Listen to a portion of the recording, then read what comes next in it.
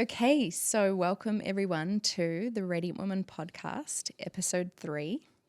So today, joining me, I have my amazing husband, Steve, and we're going to talk a little bit about relationships and what it really takes to have a thriving, growing, beautiful, healthy, harmonious relationship. So, welcome, Steve, to my podcast. Thank you for having me. The Radiant Woman podcast feels so masculine and manly to be on here. Yes, I'm glad that you're comfortable in your masculinity to be on the Radiant Woman podcast enough. Okay, so I firstly wanted to ask you to share a little bit about how we first met. Like how we actually how we got together, or at least your version, because we have slightly different visions. Yeah. You see, I wasn't expecting that question. I've come in here not prepared for anything, but prepared for everything. Good. But not that one, because we do have very, very different versions. And I don't know which one to say. Well, you just have my your version. So like how we met. Yeah, how we got together. Oh, goodness. You stumped me straight away. This is hilarious. Where do you want me to begin? At the beginning. The beginning? The part where you followed me to Cairns? No, that's not the beginning. I think because we valued growth so much, like I'd only just started working on myself for a few years and got into the coaching space and really valued going to a lot of events and anything that was like bettering myself and had me surrounded by different people. And I know one of the things I was calling in when I got into the work was to have a relationship, because I'd come off being single for a long time. Wouldn't even admit it back then, to be honest. I was just working on my emotional well-being and my mental health, and out there striving to make big goals and have success. But what I really wanted was a relationship. I wanted a family, and of course, traveling around everywhere, and I ended up meeting Chi through. It was sort of, I think we were doing one of the courses together, but we didn't meet that way. So it was sort of through an acquaintance we might have met. So I'm going to help you tell the story. No, I'm just thinking, because this has totally stumped me to start the podcast. See, I was working with Regan Hillier. Yeah. And you were being coached by her then fiance at the time. Yeah. And so one of her private clients, Celeste, which would be so funny. Celeste. Oh, so you wanted to talk about the actual moment? Yes. Oh, okay, cool. I do remember that. This is the difference between men, women, and and this is men's really brains. relevant for probably what we're going to talk about today. Yes. I remember all the details, and Steve's like, I'm just like, wow, we met way back then. It's a long time ago, and does it really matter? Yes, it matters. Okay, continue. Cool. So anyway, you were on a call with Celeste. I was being interviewed by her, and she randomly invited me on. Yeah. Because we were friends, and and her. Yeah, me and her were friends, and she invited me on, and had the interview, and then we just stuck around and we got chatting afterwards, and we chatted for way too long, and I don't know, we just unpacked a lot of things, and you being you got really vulnerable and shared a bunch of your shit, and and I was like, that was interesting. That's come out of nowhere, and the next morning you literally messaged me, I think I want you to coach me, and It was interesting. It was interesting, and we started as like coach and client, and she was a fantastic client. I'm being very mindful of how I put some of this, because I had this is friends. The unedited. I know. Edition, I don't care. I have no filter. You know me, but I want to make it really relevant. Well, I have friends that said that I wasn't coaching you; I was grooming you. Which I thought was pretty funny, because we had very strong boundaries, but fast forward was probably 5 or 6 months, and we ended up being on calls and chatting for hours and hours and hours, and it was both new and different, but it was like, oh, what's happening here? Yeah. And Yeah. I think like, cause and it's so funny hearing like the two different experiences of the story because I remember in that moment where like I was being interviewed by Celeste and then she had to go like who invites just someone on randomly. It was such like divine timing that how it all unfolded. And you came on and she had to go and then we just ended up talking for 2 hours. And it was just I had this sense of like safety and of like, oh, I can really just trust this person. I don't know why. I've never met them before in my life. And so it was definitely right from the get-go a soul connection, I think, because it was just, yeah. And that was huge for me, that trust and safety, because obviously what I have experienced in my life of like, you know, being sexually abused by my father. And so having this huge, huge wound with men and not feeling safe with them. And so, yeah, and I remember that the next morning being like, how much do you charge for one-to-one coaching? And at the time as well, I was in another relationship and I remember I was a great client. I'm always a great client because I'm such a high achiever personality type. And I grew so fast. And because I was growing so fast, I started growing away from my then fiance at the time. You know, he was a lovely guy and everything, but it just became very apparent how different our values were and what we actually wanted for our life. And then I remember, like, so we met around, I think it was like April 2016. And in September of 2016, I went to the Be Your Brand retreat in Bali and I came back and that experience, you know, being with Regan, it just opened my mind up to like, holy shit, a whole new world that I didn't even know was possible of like, you can live your purpose, live this epic life and get, you know, paid to just live this incredible life. And so I remember it was I spent a month back in New Zealand where I was at the time because you were in Australia here where we now both live. And I started feeling, I'd been in the zone, but I just was feeling really down. And then I remember like we had that like a phone call one night where we were literally on the phone for 4 hours.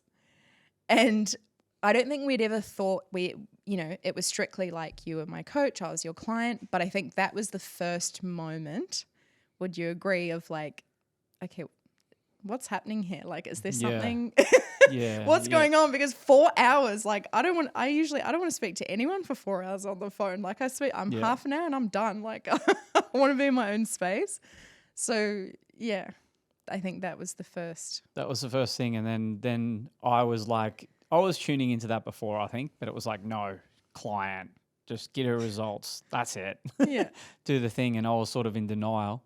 Yeah. And I think then you came to Australia. It was probably for another event, was it? Or you were moving? For another event. And yeah. but also because in that 4-hour conversation, you just helped me get clear that, you know, where I was living at the time, which was Nelson, New Zealand, where I'm from, I couldn't find my people there. And basically one of my highest values is connection. And I wanted to be around, not just on Facebook, but I wanted to be in person in real life, have more people around me who had the same values and who were on the same journey. And so at the end of that conversation, it was literally I quit my 2 jobs. I was waitressing, sold my car, and within like 48 hours, I was in Australia, in Melbourne. Yeah, it was a good example of a client like applying something off the back of when they had a realization. It was like, you got to sell your car, I reckon. And I watched you like malfunction and go into like, you were contemplating like letting go of all these things at the same time. I could see how excited you were because of that reason, because it's what you valued and you knew the power of environment, power of environment and power of like living your life through your values and not putting them to the side because you should do this or you should do that. Neck minute. So next minute I'm in Melbourne with my suitcases and we're attending this event because we were at that time in a network marketing company together. And then I think I came and stayed with you for a bit and like we spent a few days in Melbourne together. And by the end of those few days, like I'd noticed and I said to Steve, like, why are you flirting with me? And I felt deeply uncomfortable. And Steve, who I think you were also deeply uncomfortable, you were like, well, it's because I have feelings for you. Like, duh, why else does someone flirt with someone? And I remember like that moment. This is the part where my part of the story kicks in. This is where you just totally rejected me and just reaffirmed with me why I shouldn't approach women and get vulnerable and get uncomfortable. Aww. Yeah. It was in the car and I felt so uncomfortable and I was like, ah. And I remember all these stories of like all the reasons why it was a no. Like, you're older than me and you're, I love you Australians. Now I live in Australia, but it's like, you're an Aussie. Because the thing for me is like, I'd always been dating these exotic guys like French and Brazilian. And why like, is an Australian guys exotic? And then we're as exotic as they come. Next minute, I'm with I should have brought my Akubra. Crocodile Dundee. Like, yeah, mate, how's it going? But the funny thing was, my favorite movie growing up was Crocodile Dundee. So I've probably been manifesting you from from many years. But I think we both went into like in that moment, and I moved up to the Gold Coast, and I was here for 2 months and hated it. So you're like, well, Palm Cove's really nice. And then, I came up to Palm Cove, and within a few weeks, I still was trying to run away, and even you were as well. I was like sort of seeing someone else just to keep myself occupied, and it was like as a distraction. Well, but then it was just like we were magnets. It's like we couldn't deny there was something really deep, and something that really terrified me was that I knew that you could like see into my soul. And I was like, you sort of said that in a creepy way then. Because it's how I felt. It was terrifying because I was like, I can't let anyone see this deeply into me. That was really terrifying for me. And I remember even when we first moved in together, we had our own rooms for like 6 months because... Oh, you were petrified. Yeah, and I remember you saying, he's like, this is what you do. You're like, yes, yes, yes. Fuck, no, retreat. Yes, yes, yes.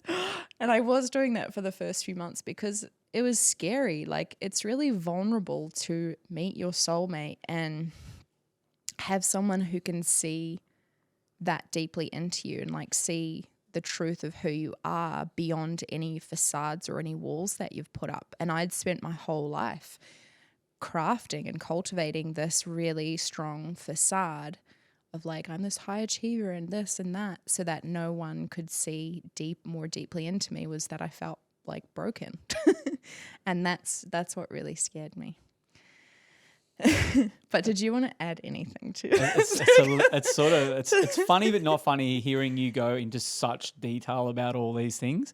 And I'm like, it's such a good example of like how like men versus women. It is if you look, and it's we both have masculine, feminine energies and all this. We have our traits around this, but it is such a good example of masculine, feminine. You're just painting the picture with all these details, and all I can think of was like, yeah, that was a while ago, and yeah, a few things happened. It was uncomfortable, but this happened, and that's it. It's like this much. Yours could take up the whole podcast. Yeah. So anyway, so we got together, and and it's funny because I remember walking down Cairns Esplanade, and we did a live feed together, and there wasn't like that. This is how it was at the time, and I think this is a sign we were super aligned. It wasn't we did a live feed together. It was like we're walking down the Cairns Esplanade. I was doing my best to be present, and here she sticks a phone in my face, going, "We're on live. We're doing a live feed together." And literally, was it on that live feed? You're like, "We're doing a course or a business together," and it was like, "What's going on?" I was like, "We're going to run a workshop on harmonious relationships." We're literally just in a relationship. And then we literally had a friend comment, well, you guys better fucking stay together then. And that's so funny because what are we, 7 years later now, we've got a 5.5-year-old son. We've traveled together. We've had a business together. We've created our own businesses individually. We've had breakdowns. We've had breakthroughs, and we're married. So I am glad that we did. But I think I had that audacity to show up and be like, we're going to run a workshop on what makes our relationship so awesome, only after we'd been together for a few weeks, because I just knew. Yeah, it was. I just knew. It was strange, but it was. Again, I think you can tell when you're in alignment with the decisions you make. Not always by the results you get, but for us, it was the results we were getting. Like, and we were like just super like. I think I don't know if the word's on fire, but we were so aligned that shit was just working really well and everything was just flowing really well. And again, our business went bang straight away, so that was pretty cool too. It was. Yeah, it was pretty cool. Yeah. And literally it was just me and you. It was just two people coming together who so deeply valued helping other people, who so deeply valued making an impact. And we also valued, you know, personal growth. And so we just were so excited. And literally all we were doing back then, we would jump on live feeds and talk and invite people into things. And like literally within, a year, 18 months, we'd created a multiple six-figure coaching business. And it was so simple. And it was literally just from that passion and that excitement and following our joy. And things moved really quickly. I think that's the one thing we touched on, because we've done a lot of personal work ourselves. We were pretty clear on our values and what we valued. Yeah. And I think that's where a lot of relationships go wrong. They think they know what each other values, but they're not very clear on that. And I think that served us really well, because it wasn't always like rainbows and unicorns. And we had to continue to revisit. The main thing we revisited was like our values. Where are we out of alignment? Why isn't this working? Or why is this challenging us right now? Yeah. Because we had this own self-responsibility to be clear on what we wanted and how we wanted to live life. We would bring that to the relationship in a healthy way, versus assuming what the other person wants or values or needs, and then like avoiding certain things, or just falling into line what the other person wants because you're not courageous enough or you haven't built enough trust to be able to bring that to the table. Again, I see it in so many relationships now with all the men I work with. Yeah, totally. And I think that brings me to the next question, which is, what do you believe makes our relationship work? Yeah, well, that's one of them, definitely. Yeah. And I think we've built enough trust in ourselves over time from our own personal journeys and our own personal healing that we have built trust in the relationship too. And we built trust too from probably the challenging times where we've not wanted to confront things or not wanted to talk about things together, because we know that it was like tough and hard. And we know that we had to take responsibility for certain elements of that if we wanted to move through something or forward. And I think that in itself, that personal responsibility bit coming into that, has helped us build trust in a relationship. And in time, I look at it now, we still don't get along with things. We still like crack the shits with each other. We still definitely trigger each other. But I think because we've built that trust over time from our own personal work. From that's knowing what makes, ourselves. Yeah. From knowing ourselves better. That when we visit these things, they're challenging. Yeah, we have emotion. Yeah, we get triggered. But at the same time, there's no thought or fear of, oh my God, if I say this, this might happen. Or if I do this, she mightn't trust me anymore, or yada, yada, yada. Or if I, here's a big one for people. Yeah. If I actually say what I want, she mightn't want the same thing, so I won't say it. And I'll just like... As again, it comes back to it. I'm very clear on what I want, and you're very clear on what you want, and it doesn't mean we agree on it, but we can come together, and we don't sacrifice. Absolutely not. We I don't even say we'd compromise. We just we just support each other. Exactly. And that also comes down to because we have the same core values. Like me and you, we're so different in so many ways. But when it comes to the big decisions in life, like how we're raising our son, where we live, how we live our lives ultimately, that is always in alignment, because we both really value making an impact, personal growth, taking responsibility, fun, connection, love. One of my core values is truth. I would say that you value that as well. I actually have a funny story. I do remember some details. I don't know, you would remember this too, in Bali, where you were pushing me to sit down and we'll do our big vision and our goals. And part of that, we're unpacking our vision. I think we were in a cafe somewhere and I was just so resistant. I absolutely did not want to do it, because I thought I wanted very, very different things. and I was afraid to bring what I wanted to the table, but you sort of held me in that. And I think that's one of the things I value in you is, even though it's bloody annoying sometimes, you do not hold me to account. You can just discern, because you know yourself so well and you know me so well. You can discern when I'm resistant to something because I've probably got to confront something, versus just fucking do this because I want you to do it. Stop being a dickhead. It's like, there's a difference. But I think I remember that time as something, again, is so relevant for so many people who are tuning in, is like, I needed to just declare what I actually wanted and face that. And it was funny because one of the things that were different, our values were the same, but we talk about one of the things we value really highly is rich experiences. Yeah. Well, because we broke it down, adventure and all this, but lifestyle. Our versions of that are very different. Yeah. But we still value it. Like, my version of a rich experience is pissing off to the bush for 4 days by myself and catching venomous snakes and fish and not scrubbing and hanging out by myself in nature. And yours is like going out to lunches and dinners with the women and being around a lot of people. And but it's still a rich experience. And that was one of the things where I think it helped us come together more, owning what we love the most, but then bringing that to the relationship, and it actually complements each other and how we live our life. Yeah, totally. And so there's what I'm hearing is like, so one thing that makes our relationship great is we have the same core values. And then also we really taking responsibility for what we need and want in the relationship, and being honest and communicating that. And so, and because of that, it means that like we have our own things happening, like our own things going on in our life, our own businesses now, our own hobbies. But then we also have our life together as well. And so, like literally the other night. So we have these weekly Sunday night meetings. I love these, by the way. I think they're the best ever. And it's apart from last Sundays. It's so funny. Last night, our 5.5-year-old son, he's like, why do you have a meeting every Sunday? He's so cute. But a few weeks back, we had our meeting, and one of the questions in our meeting is, what are we doing for our relationship this week? And I asked Steve that, and he's like, I'm going to the bush for 3 days by myself. And I was like, yep, fair point.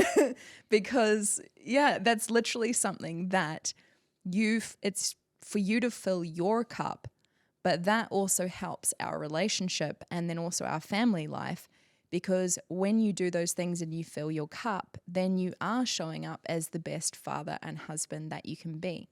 And like, I'm in full support of you going and doing those, because if I don't, I'm an asshole. Exactly. You can, if Steve doesn't go away, if it's been like 2 or 3 months and he hasn't like done his little trip, I'm like, go on your fucking trip because you're being an asshole. Right? Like, get out of my space. To give more clarity to the asshole thing, it's like I start to get resentful. Exactly. Because I haven't been putting myself first, or I haven't been filling my cup. Yeah. And I think that's really relevant for a lot of people out there. I can talk specifically for men. Yeah. That they think that their whole sole purpose is to put everyone else first, which is a load of bullshit, because then they become grumpy and cranky and resentful. Yeah, for women as well. Yeah. But again, all my clients, if you ask them like who comes first, they'd never say themselves when they start the journey anyway, until they implement things like this. And the other thing with the trip away, it's like, not only that, like we know each other so well, like we literally share a calendar where your cycle's in the calendar. So we've had times where we haven't been on the same page with things because you've got to know yourself better and your cycle and how you function better. And that when we do our planning that go forward, I just don't piss off at the worst time possible just when I'm like in it and challenged. And I'm like, no, I don't wait for that to happen. We plan ahead. So it's when, okay, you've got river or you've got this amount of work on or you're at the right time of your cycle. Actually, that's a good time for you to go, Steve. Yeah. I might have to delay what I need to whatever, or when I'm ovulating and my energy is really high and I'm in the energy of like I'm superwoman and I can do it all and I'm happy to, then exactly, and then it's fine. You go away and then you come back and your cup's filled, and then it's the same for me. It's like I get resentful if I don't meet my needs and fill my cup. I had a client just the other week actually. She said, oh my God, she came in and she's like, oh my God, my husband took my daughter away for the weekend and I had the house to myself for the weekend. It's the first time in 8 years. Wow. And she's like, I was like, how was it? She's like, heaven. she looked like a new woman. And it's like, yeah, I think this is so fucking important that it's like family. Is it healthy for a family unit to just spend 24, like so much time together and like not have as much, you know, connection, not have your own things happening? In our experience, no, it's not. Like when you go and you have your things and you fill your cup and I have my things with my friends and I, you know, and then even River, like he goes with his friends and he goes to farm school and everything. And when as a family, like even beyond just the relationship, when we're all meeting our needs and desires and having our cups filled, then that is actually what makes the relationship and the family dynamic so much more healthier and thriving because we're all happy. Yeah. I think it's like it's so interesting because it's like for anyone, whether it be, you know, you work with men, I work with women, but I think for both, it's when we operate out of like should, like, oh, this is how much time I should be spending with my partner or my family or whatever to be a good mom or a good wife or in your case, good father, good husband.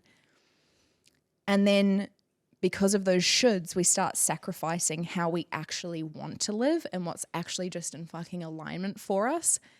Then the whole reason we're doing it, which is to be a good mother or wife or husband or father, goes out the window anyway because you're not going to be the best version of you in any situation if you're not happy and if you're not meeting your own needs.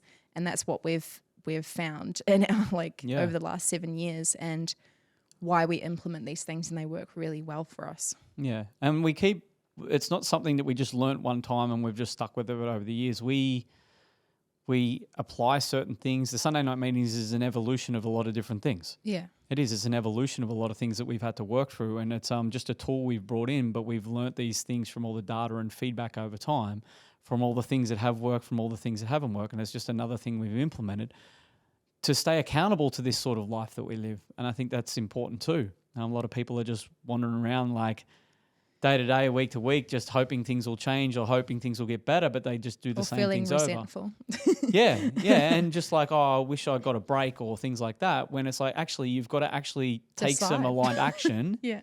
And you've got to do something different and you've got to be open to something that's maybe vulnerable. Ask for what you want and ask for what you need. Yeah, and a lot of the time that's looking outside of your own box, or it's maybe listening to your wife who's probably right all the time.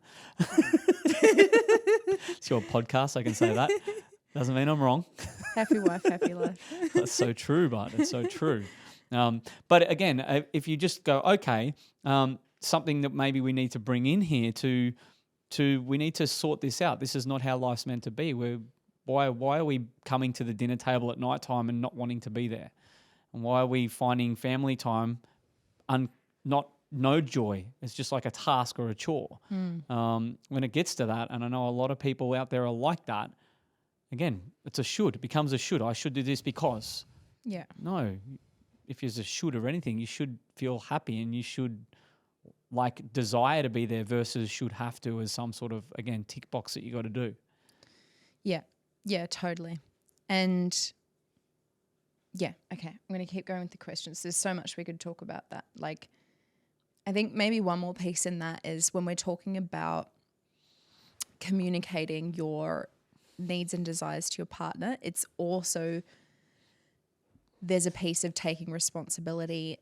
You need to honor your own needs and desires. That's your responsibility. And I think that's something we both take responsibility is we know through trial and error over many years what we need and what we want. And that comes through the journey of getting to really know yourself. It's the more you know yourself, the better you can relate to other people because you know how to relate to yourself. So it's definitely not a case of me going, you're not doing this for me or you're not meeting my needs. We take responsibility and also knowing what our needs are, number one, because I think so many people don't actually know what they want and what they need. And then they just start getting resentful at their partner for not meeting their needs. It's like, well, what is it that you actually want? What is it that you actually need? And getting clear on that. So I think that's a really important piece as well. That's a big one. And again, when a lot of men start working with me and they've got relationship problems, it's one of the key things they have. There's breakdowns in the communication or relationship. It's like, well, but it's like, how can you even communicate if you don't know? No, but when I ask them, like, what do you actually want? I just want my family to be happy, and I just want to do everything for them. Yeah, that's okay. That's important. But what about you? What do you want? Oh, I like playing with the kids. I'm like, yeah, but what about you? They're still important, but it takes a lot because there's so much conditioning, whatever it is, where if they feel that they put themselves first or even say that out loud, that they're being selfish or something, or they don't care about the other people in their life. Yeah. That's a common one for men. Totally. And they look at me like confused. They look at me like I turned into an alien or something when I suggest that. Because it's foreign to them until they start to prioritize these things, like get clear on like a simple thing. Again, for men specifically, it might be the same with women. I'm like, what are your hobbies? What do you actually like doing by yourself? Or with mates or something like that. It's easy for me to say because I have a bunch. I love playing golf. I love going fishing. I love going like hiking or training in the gym by myself. I love these things. I'm very clear on them things. But if I ask other men, I was like, oh, do you go to the gym? Oh, yeah, I have to do that because it's like I need to train for this. It's not like, well, do you enjoy it? One of them just went and bought himself a mountain bike. I'm like, that was so random. How did you feel buying a mountain bike? He goes, I forgot how good this was. Yeah.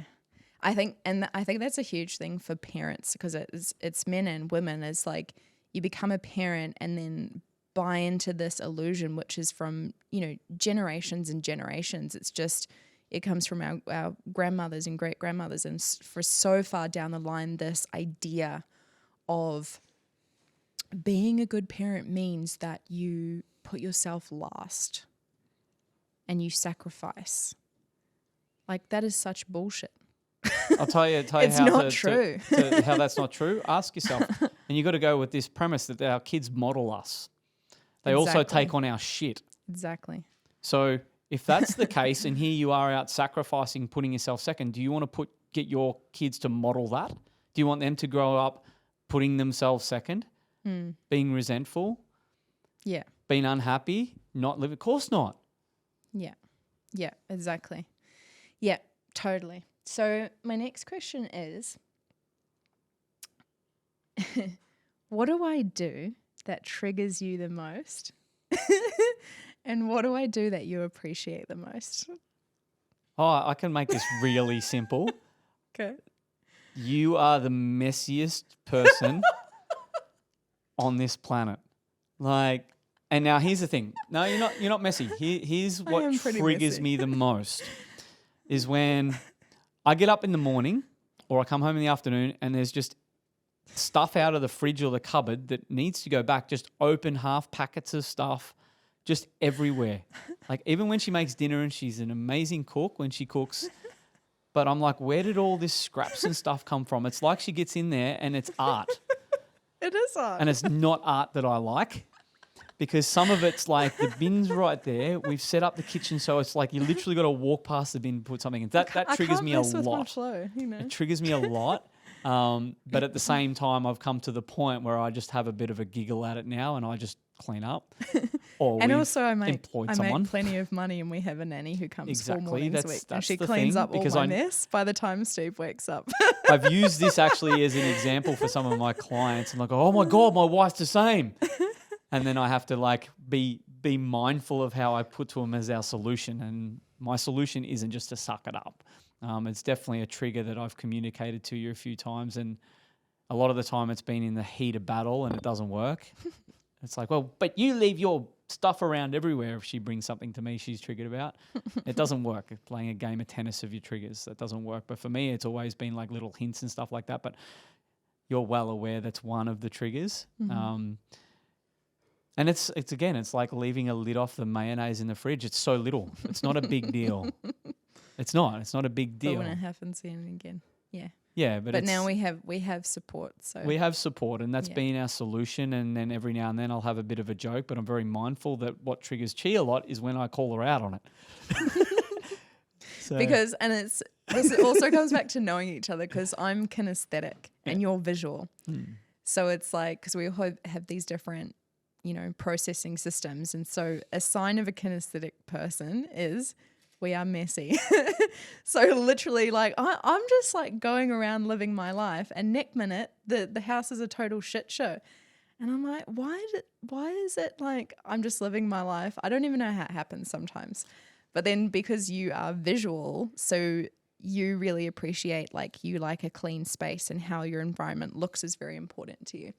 So to compound that trigger, this was what makes it like, and compounding mean to like really anchor in that it triggers me is when Chi will be triggered about something else and the joint will be messy, but she's like in her full masculine, just going to town, cleaning it up. And while she's cleaning up, she's pointing the finger at me as if it's my problem and my fault. And I'm just like, but we are at a point now where I just laugh that off. I'm like, don't even go there. Like, okay.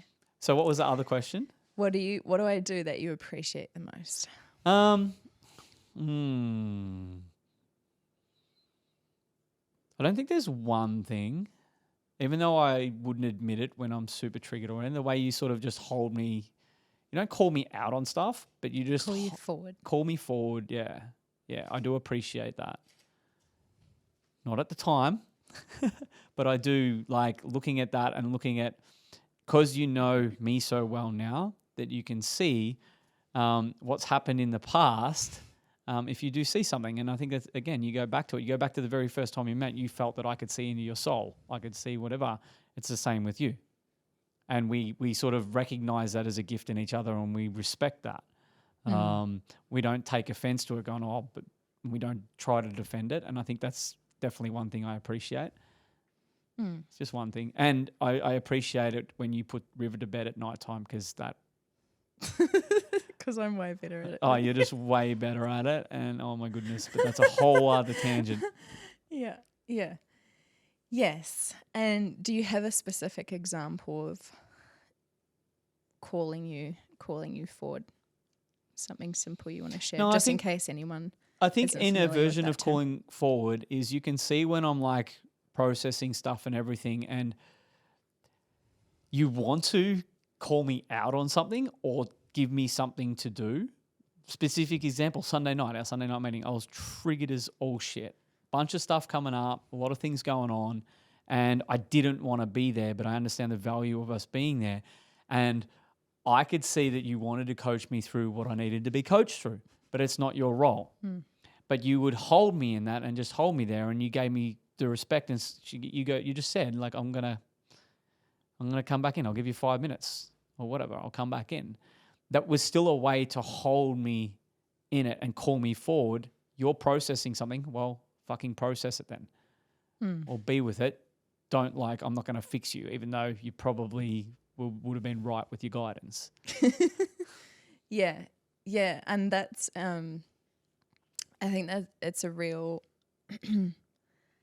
it's an art is like, because when it comes to calling each other forward in a relationship, obviously, and it's very interesting dynamic with me and you both being coaches and being so deeply aware of like, I can see your shit, you can see when I'm in my shit, and, not say coaching each other because, it doesn't really work in a relationship. Like, we're not here to be each other's coaches. But at the same time, we see each other's highest version of each other. Like, I see you, who you truly are, and you see who I truly am. And I think the big difference with that has been like, if you're in a big trigger, or I see that you're in your shadow rather than in your power, then, and it's the same when you're seeing me, is I think even what I've seen over the last few years of doing so much of my own inner work is you can hold space for someone, just in terms of you don't need to say anything. You can just be there in your heart and in love and compassion so much more easily if you've done so much of your own healing and clearing work.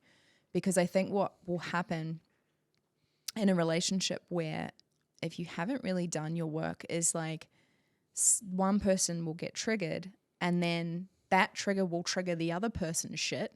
And then they're just like fucking, and then you just start having an argument because your triggers are just, you're playing trigger tennis. Yeah. And it doesn't really go anywhere. But I think we've reached a point now where it's like, cool, if you're in your shit, I can just, and I might say something like, well, I still love you anyway, or what can I do to support you in this moment? Yeah. And that's really helpful. Yeah, and I think that's important too with what can I do to support you in this moment. Doesn't mean you're going to try and fix me or anything, and we've got that understanding, because I think a lot of people might make it mean that, just like the coaching thing. Because the last thing you want, man or woman, is you're in your shit and you mightn't be feeling good enough or whatever you're processing. The last thing you want is someone coming in and go, all right, quick, let's get you sorted, let's get you through it. You're not actually validating the process they're going through. Yeah. If anything, it's like, well, you shouldn't be now. We've got this to do. Put that aside. But I think, we've got to that point. And sometimes this is like, we don't let things linger. We are self-responsible. We'll go to our coaches or stuff like that too. But I think it comes back to the Sunday night questions. We actually give ourselves one question in there, which is basically a bit of permission to give each other some advice or guidance. And I think this is, I find, is probably the most powerful question in it, because although we don't coach each other and we see stuff going on and all that, it doesn't mean we don't call each other out, but we know that doesn't get the result we want. That doesn't help the other person. But when we bring it into this container where we've got a set of boundaries and an intention, bringing a question like that into that container where it doesn't come out of it. I can't remember the wording, but it's like, have you got any so it's guidance or advice for say Chi going into this next week, or is there anything that they can work on, do you think? Yeah, so the question is, so bloody details. do you have a suggestion that may make my week better? Language is important, I suppose, with that one. And it's very important. And so I'll ask Steve that. We ask each other these questions, and then Steve will have a suggestion. And sometimes it's the simplest things. But what's powerful about that is it's a suggestion. So I can take it or leave it. So I can go, cool, thank you for your suggestion, and I can take it or leave it. And so, the Sunday night meetings are a really powerful container and space for that. Yeah, it's like anything you bring in. If we've got boundaries around it, that we bring some of this stuff to the thing, so it doesn't just linger through our week, or it doesn't affect us as much as it could during the week. Yeah. Again, we've brought this in as a solution. And the power of this comes is like, we have these every week. Now, if I'm away or anything like that, of course, we might do it every fortnight, but that's like, we're consistently doing 3 times a month, I think, if we look at it. Yeah. If something keeps coming to these meetings and it's not solved or it's a consistent thing, it gives the other person permission to go, okay, what's going on here? The suggestions aren't being taken on. We haven't got to this because I think we're trusting enough that we'll take on some guidance, and because we do our own work, like we have 100%. Our own coaches. I have 2 coaches. But for people out there, I think implementing this, I've got some clients on a different version of this. Yeah. And I've said to them, like, if this same thing keeps coming up in the meetings after a few weeks, we've got to bring something else in to solve this. And it's just a good way to checking in with how you're going with certain things. Yeah. And we can drop the link to the set of questions that we have for our Sunday night Radiant meetings Woman set of questions in the bio, in the show notes. Cool. Okay. Thank you. Love that you appreciate that about me. So next question is, what's it like being married to the Radiant Woman? We've sort of covered a lot of that, haven't we? This is my favourite question to ask. This is the look. This is the look she gives when she wants a specific answer that makes her look good. Am I open to anything? No, it's really good. It's really good. If I look at the life I used to live, where it was like, very sheltered and very busy, and it wasn't a very full life, so to say. I think I live a very full life with you. Aww. Yeah. Thank you. And you're a big part in that, so. Thank you. That's a very short, simple answer. That's all you get. It's a very man answer. Final question. What do you love about me the most? Oh, my God. Wow, I was prepared for this mentally, but it's like, holy crap, make me look good, she says. Yeah. No, I'm here, so I'm making you look better as it is. What was the question again? What do you love about me the most?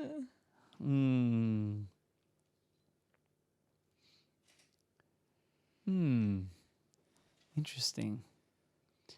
No, I think because you do live a life where you're courageous and you do show up and you do care about me and River as a family, but you also care about like others.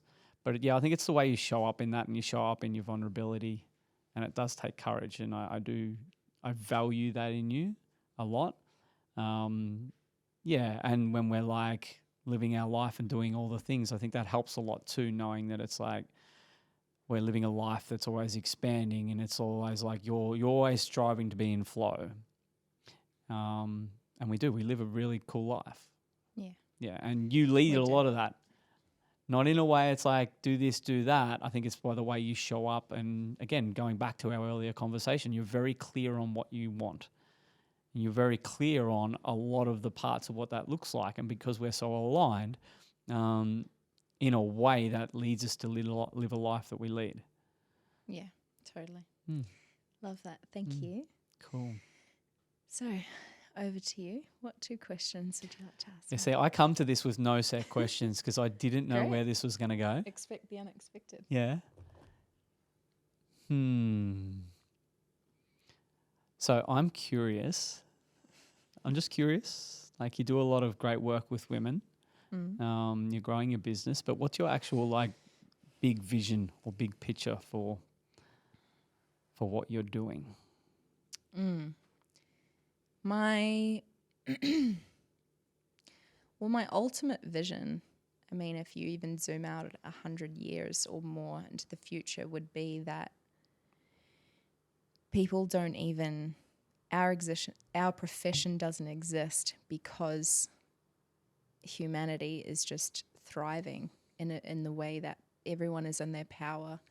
Everyone lives in alignment with who they truly are. We've healed the trauma that so many people are carrying on this planet. And yeah, that humanity is just thriving and living in heaven on earth. That would be the ultimate. And I think with my 100-year vision, it would be the legacy I leave behind is that no matter what you've been through in life, you can heal it. You can overcome it. And that's what I want my life to be the example of, because I have been through so much in my life and I spent so many years searching for how do I heal this? Like, how do I really come to peace and freedom within myself after so much pain and suffering and struggle and feeling at war within myself? And it took me so long to find. And so I'm very passionate of like, that should not be the fucking case. Like, why is it so fucking hard to find the thing that actually brings us peace and happiness as human beings? It shouldn't be that hard. So my vision and my mission is that this becomes mainstream. That if you've gone through trauma, it's not, oh, here you go, you've got PTSD, here's some fucking antidepressants and you're going to take that for the rest of your life. That is absolute bullshit and should not be happening. And pain, grief are an inevitable part of human life because loss is a part of human life. But suffering is unnecessary. Suffering only happens because of the current cultural constructs that we're living under, which says things like emotions are weak and suck it up and be tough and, you know, even for boys, like drink some concrete, don't be a princess, don't be a pussy, all of that. I mean, this is why we have fucking in Australia and New Zealand the highest rates of male suicide. Males between the ages of 18 and 25 are killing themselves rather than simply being able to reach out for help because they're afraid of being perceived as weak. Like, why the fuck is that even happening? That should not be happening. And so, yeah, that's why I'm passionate about it. I'm really glad I asked that question because you just tapped into, and that was my intent of that question. You just tapped into something a lot more deep and powerful, which is important. I've been thinking how to frame this question. and it's coming from a frustration of mine. Okay. And it's more for your audience, but I want to hear your take on it. Yes. One of the biggest things I get at the moment is a lot of women. I meet a lot of women, whether I'm networking for business, at events, even through social media. And one of the biggest things they say, oh my God, I want my husband or my brother to do what you're doing. I just want you to comment on this. Yeah. Because I don't know if there's not advice, and it's not for me. I've got my own take on this. Like, the man's got to want to do something himself, and it's basically what I say, and it frustrates a woman who brings this to me to hear that, because they're like, but I'm doing everything. Yeah. What would you say to the women out there and the 3 men that are listening to this podcast? Well, maybe more once you share it on your socials. Yes. Yes. Okay. Number 1 is women, get super fucking clear on what you want for your life and what you need, and also what you're willing to tolerate and not tolerate. Because if right now in your life you're complaining about your partner, your husband, and well, they're not doing this or they're doing that. Well, you get in life what you tolerate, right? So ultimately, have you communicated to your partner, hey, this is what I want in my life. This is where I'm going in my life. This is what I need in a relationship. And if they are not willing to come to the party, maybe get in a new relationship. Or what that truth, and you speaking that truth, because women have this power of, it's called the feminine truth. Wow. All right. It sounds like a book you should write. Well, it's this strength though that we have. And like when you're talking about something you appreciate about me is my ability to call you forward. And not from a place of me like nagging or criticizing, but just going, hey, like this isn't fucking working. How can we make it work? Like how can we improve something here? And so all women have this power of just speaking the truth. And when you really communicate what is true for you in your relationship, your partner is either going to come to the party or they're not.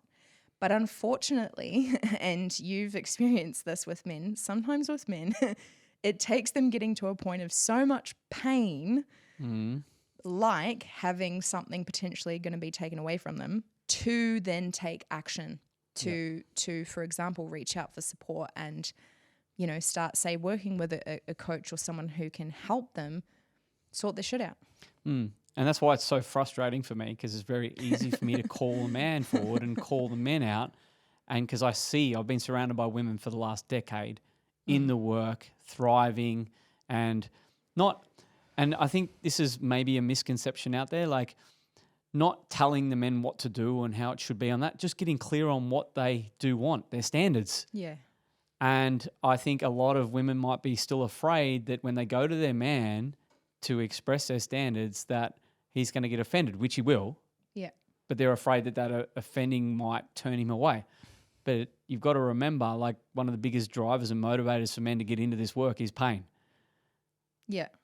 Again, that's why it's frustrating. I wish it wasn't that way. I would like to see more men go, oh my God, I just want to improve my life. I want to raise my standards. I want to do this and lead the woman into it. But like, let's be real right now.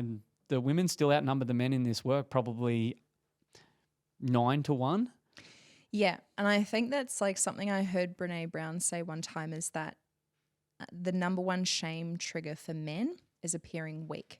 And so I think it's the cultural narrative of asking for support is weak. But here's the thing, right? It's like with what you and I both do, I work with women, you work with men, is like what we do is coaching. And so it's like, who works with coaches? I said this on my first podcast, like you look at who works with coaches, people at the top of their freaking game, CEOs, professional athletes.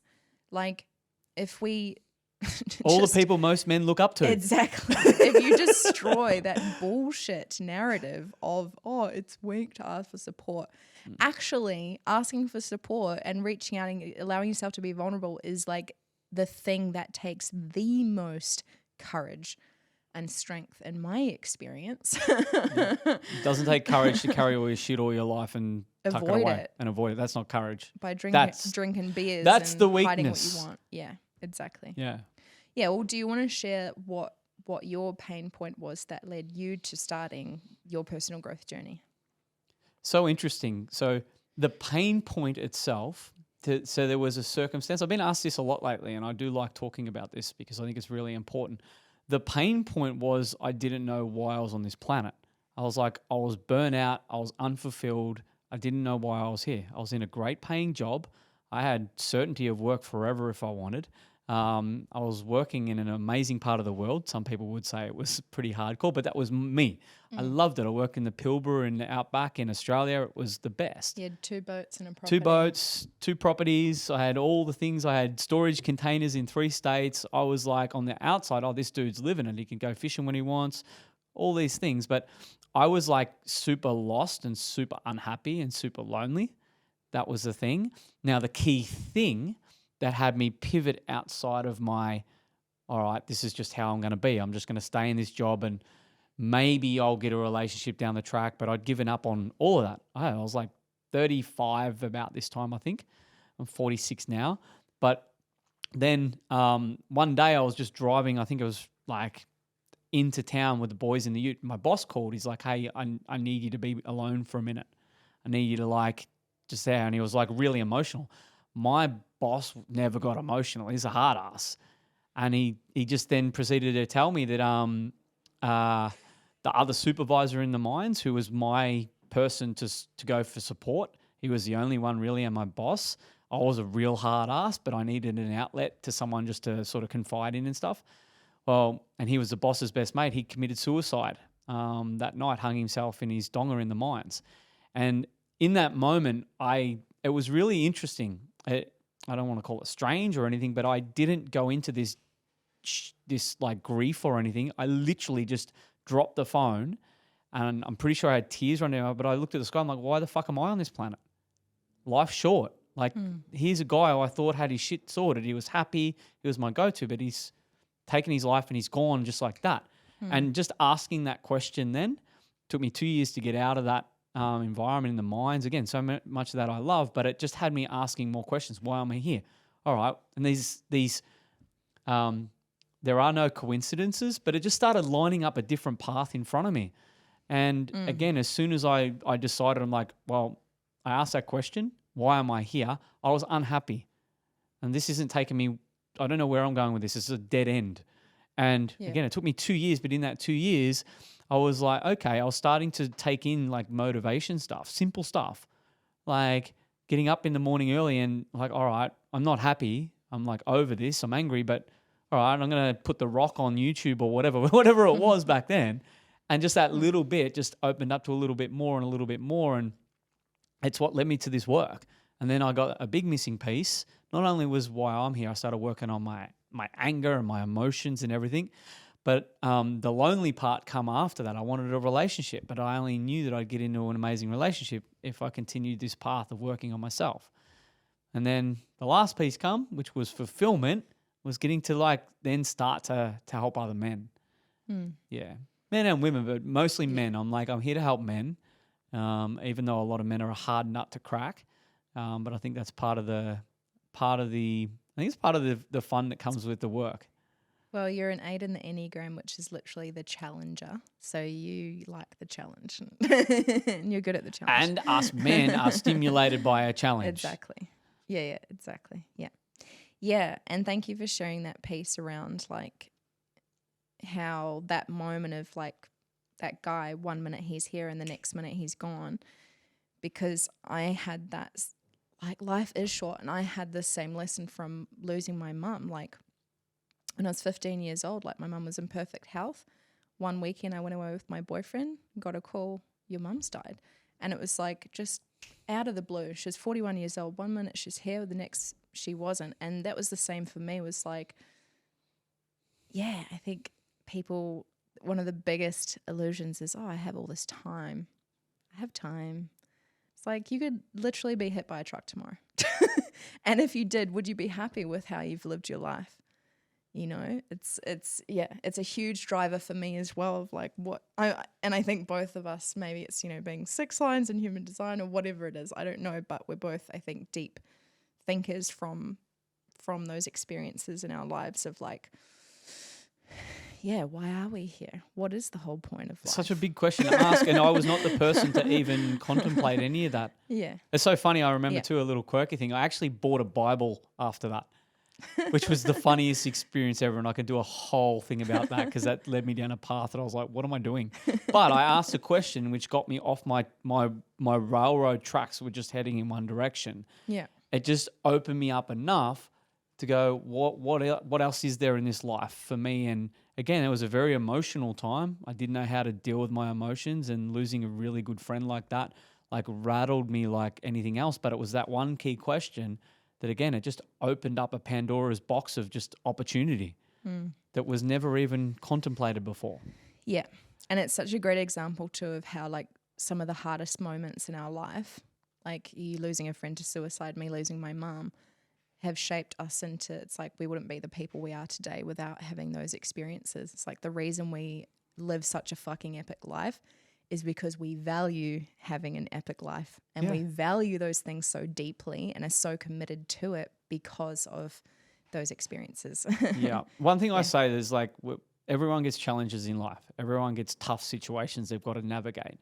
A lot of people will stay stuck in them or avoid them or whatever, and it creates more challenges. But through these challenges, if you're available to the signs that are there, the signs are always available. We're clear on what we want, and the signs will show up. And a lot of the times the signs will show up on what we've got to do in these challenges. Like that time when I lost my mate would be easy for me to go into grief and into like, fuck the world, what is life, and go in this deep cycle. I was still processing a lot of emotion, but I saw this sign as like, why am I here? And then another sign would show up, and then there was something else, and a conversation would happen.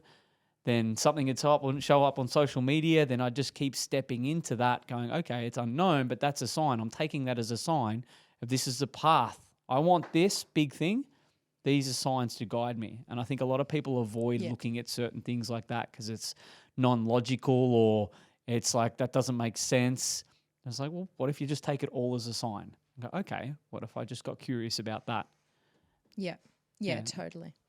Yeah, so just finally, would you, because you're running a retreat, well, 2 retreats this year actually, do you just want to quickly share a little bit about what people would get out of the retreats? Ooh. So if a man were to come to one of your men's retreats, what would they walk away with? They would walk away lighter. I know that for a fact. It's very interesting when I get that question. What happens at your men's retreats? Men's business.